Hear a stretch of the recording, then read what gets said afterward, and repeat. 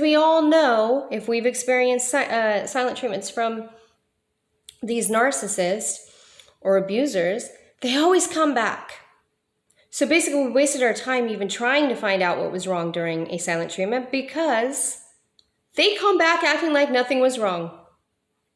So if they always tend to come back, you have heard the stories or read in the comments, sometimes a narcissist will come back to somebody 10, 20 years later. They always come back. But you don't have to go back. You make that no contact permanent.